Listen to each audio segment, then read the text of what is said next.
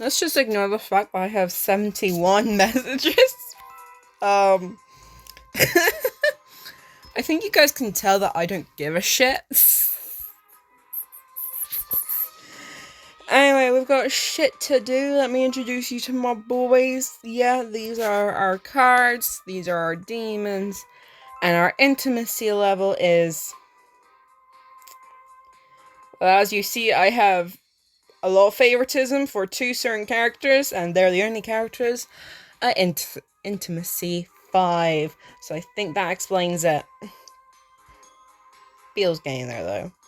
Belfie, I need to get a Belfie card. I need to get a Belfie card. Okay, let's carry on with the story, shall we? Oh, my lord. Alright. Let's do this. Leviathan, Avatar of Envy.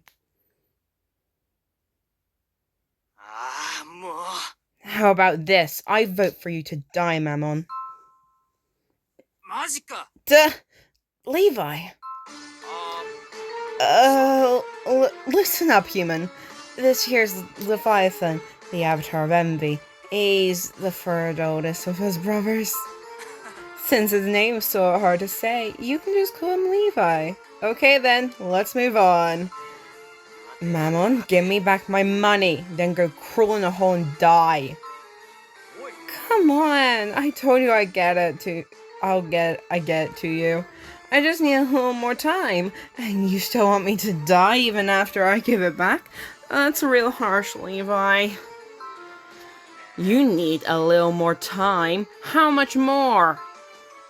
A little more, okay? A little more means a little more. You've been telling me that for the last 200 years, Mammon. Hey, no. It hasn't been 200 years. It's been 260. Get it right, Levi. Unbelievable.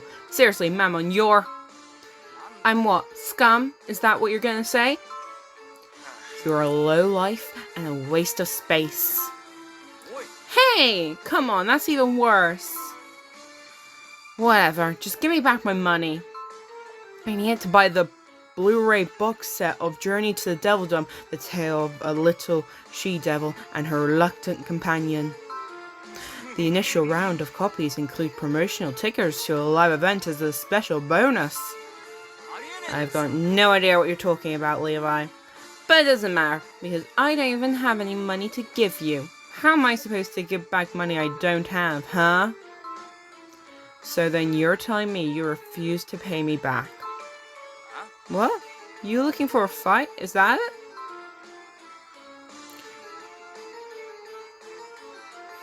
Just watch him wait. I want to see this.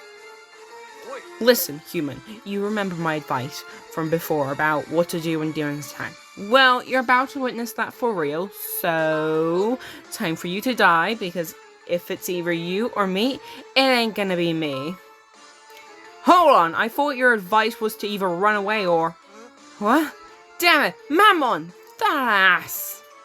He ran off. Do you realize what just happened? Mammon used you as a distraction to get away from me. Or maybe I should say he used you as a sacrifice. I'll admit that Mammon is one of the scummiest scumbags you'll ever meet. Total lowlife. But still, that was pretty dumb of you letting him use you like that. That's exactly what humans are. Wait a second. Humans? Yes, that's it. Suddenly I've got an idea. Listen, are you free right now? Of course you are. You've gotta be, right? You know what? Never mind. Either way, you're coming with me. Cool. Hey, I suddenly remembered I have some business I gotta take care of, so if you need something, just ask Levi.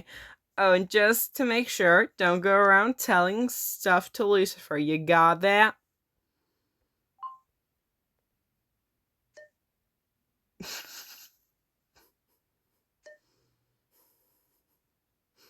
I'm telling Lucifer.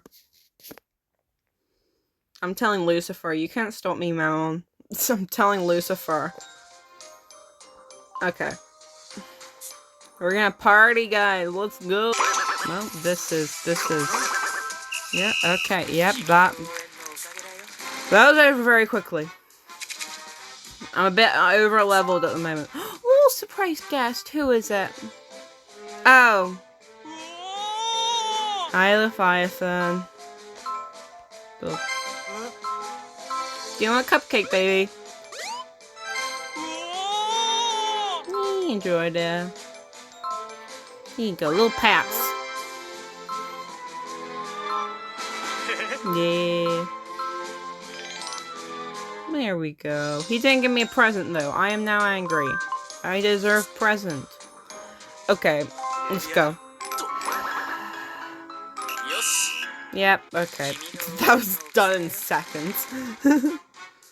I'm way too overleveled. Yeah. Who's my surprise guest? Levi again. Hi, Levi. Have a drink, baby.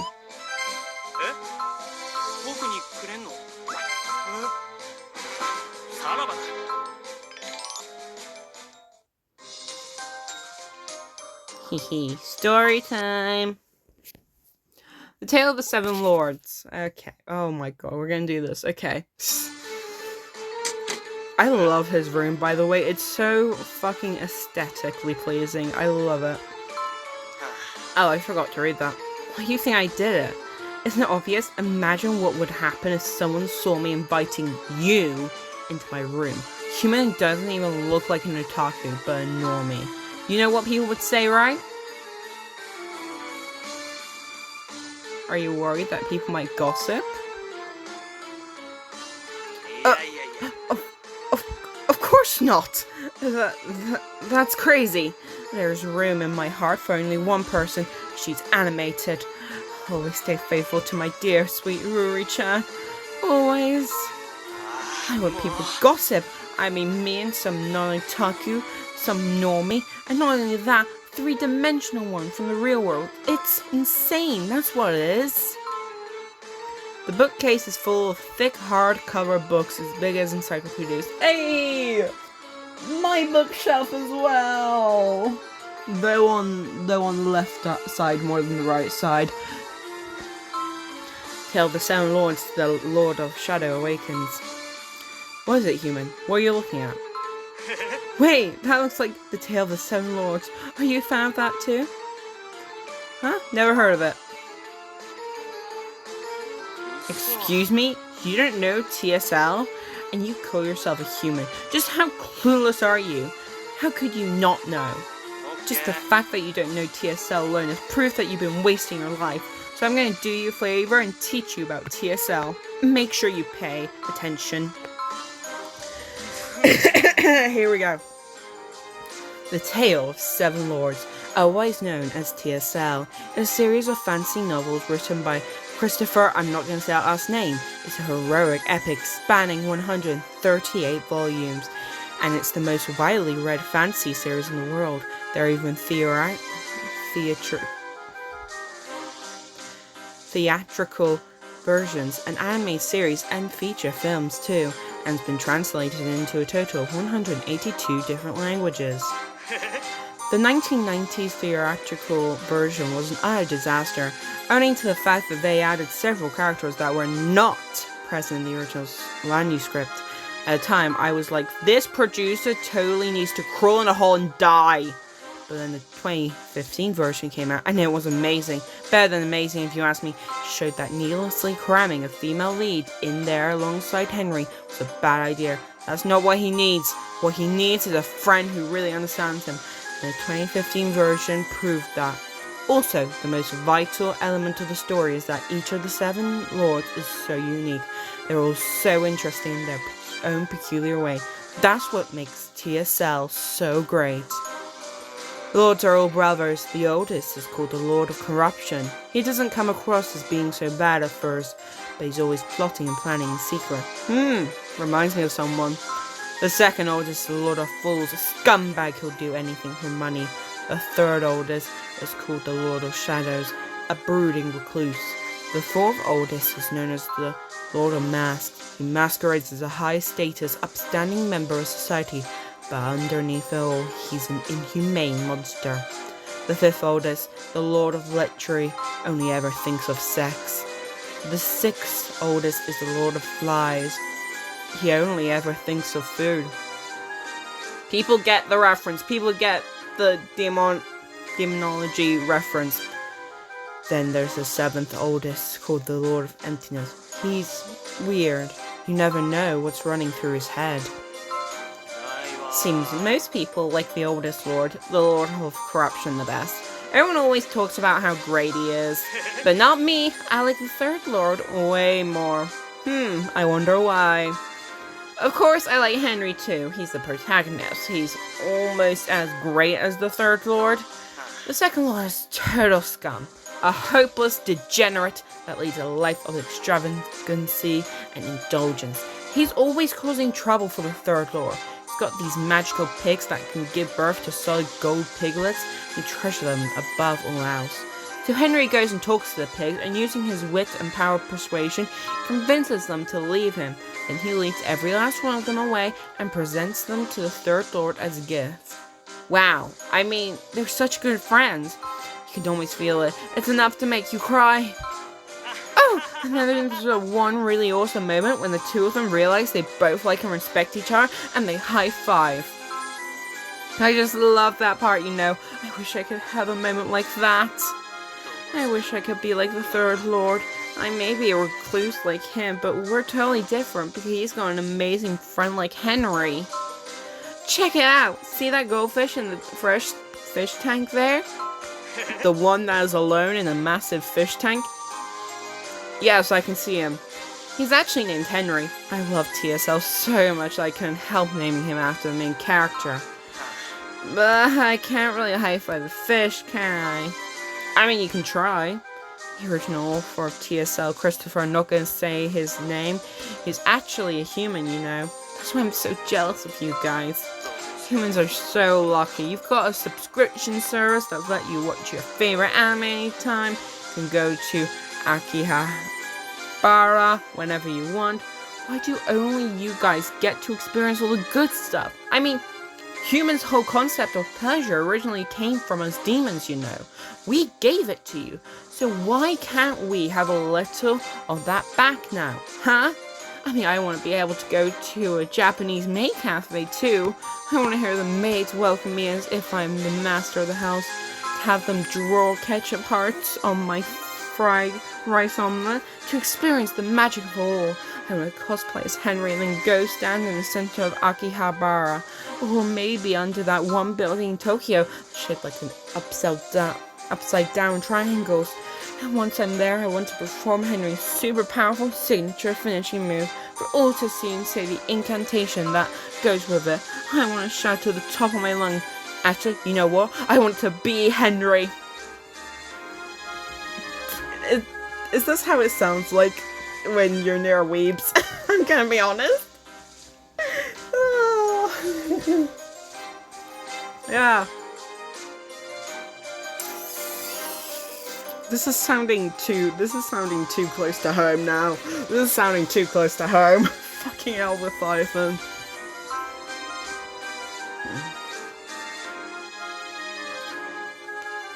Right, screw the normies, who needs them? You live out your dream, Levi. I believe in you. Yes, screw them! Live out your dream, Levi. I believe in you. You'll be the #1 weeb. I believe in you, my dude. Fucking hell. No, I don't care about that. Oh my god, Levi. Screw the normies, Levi. You fucking go, bro. Fucking hell.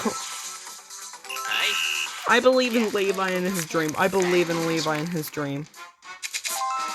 Ooh, who's the surprise guess? Azzy.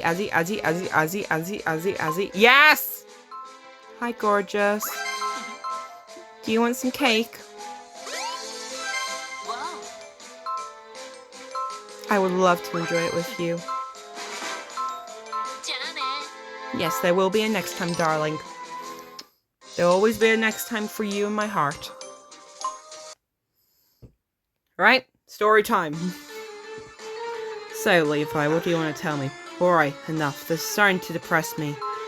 Anyway, I didn't bring you here to tell you about TSL. I don't think there's any harm in just coming out and saying what you already know is true. Mammon is a complete and utter scumbag. It's very important that you understand this, so I'll say it once more time. Mammon is a hopeless, worthless scumbag. I love it. They're doing the dramatic anime. Love that. I lent that scumbag money and now I want him to pay me back. But being the scumbag that he is, he won't do it. I wish I could force him to, but despite what a rotten waste of space he is, Mammon's still the second oldest. As the third oldest, no matter how hard I try, I don't stand a chance against him. You say you want to know how Mammon and I first became enemies? Well, it's a long story, but sure, I'll tell you, human. It's a long time ago, Mammon won a prize in a convenience store. Promotional campaign if you brought something. They let you reach into a box and pull out a piece of paper that told you what you won. The prize Mammon won was a Seraphina figure, something I would have died to have. Despite the fact that Mammon had no interest in it at all, he refused to give it to me. Why, you ask? Because I wanted it, that's it. That was the only reason. I wanted it and he said no just to torment me. I mean, how awful is that? So I got to thinking, Mammon's going to end up treating Seraphina like some random piece of junk. How much is a given? I can maybe handle it if he at least leaves her in her original packaging, but what if he actually takes her out of the box? He might just do it, and if he does, he'll get dust on her, won't he? I decided I had to save Seraphina, so I snuck into Mammon's room in the middle of the night, and what do you think I saw there? You're not gonna believe it. He didn't open the box. No, it's way worse than that. He hadn't even taken out the plastic convenience store bag, which he tossed on the floor of his room. The floor! He actually left Seraphina on the floor, the queen of the high hell elves herself. Sure, she seemed cold and prideful at first. Once you get her alone, you find out that she really wants affection. She just doesn't know how to admit it. It's so cute. Yet Mammon just threw her on the floor, and I don't think he'd cleaned it in 3 months. It's covered in junk. Old empty cup ramen containers, tissue with dried snot, and boogers on them. Stuff was strewn everywhere, and there she was, laying there amongst all that on the floor, tossed aside like so much junk. How could he? It was so awful. I just lost it, flew into rage. I walked straight over to Mammon, who was lying on his bed asleep, and I raised my leg up into the air over him and brought my heel down on his stomach as hard as I could.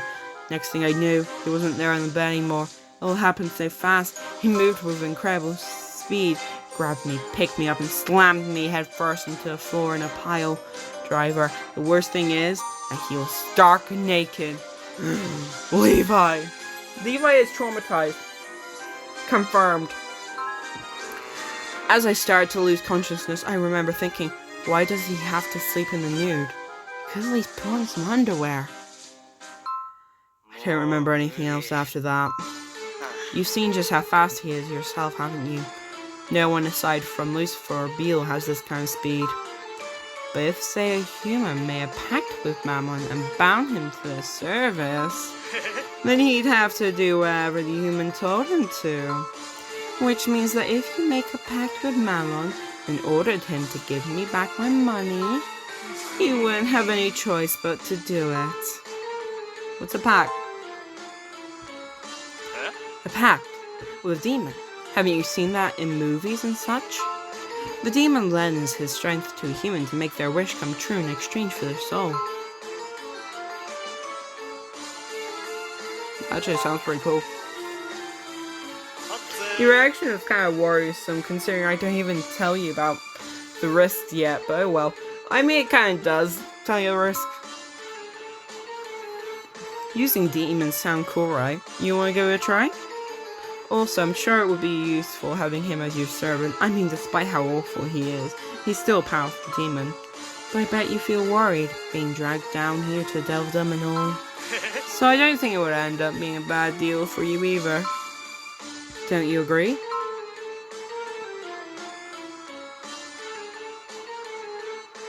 Yeah, alright, I'll go give it a shot. Are you really optimistic by nature, or are you too stupid to know what you're getting into? Both, actually. Okay, not very optimistic, but I am stupid. Regardless, if I'm being honest, I don't really care what you think. What's important is that I have a plan that I'm going to explain to you now. So shut up and listen. If you just walk up to Mammon and ask him to make a pact with you, he will never agree. No, you need some leverage, a bargaining chip. You're gonna offer him something in return. Something he wants so badly that he'd do anything to get it. Dun dun dun! Ah! Let's do it! No, Luna doesn't want to talk to anyone. Fuck off. Yes, Azzy. I know Azzy. Levi is boss.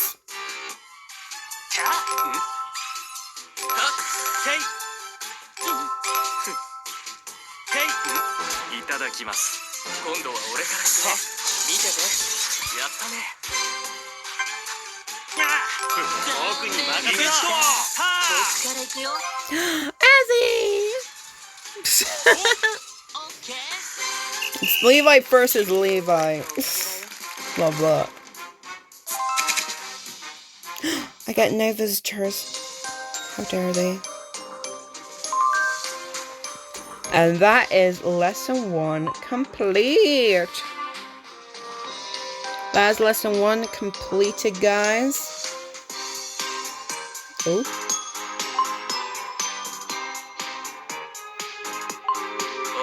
Yeah, the comic is coming out soon.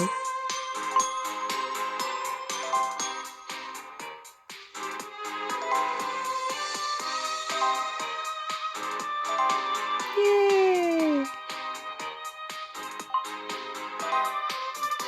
Beale, get away from the fridge. Right, that's it for this episode. I hope you guys enjoyed this episode. And yeah, see you guys next time. Bye-bye.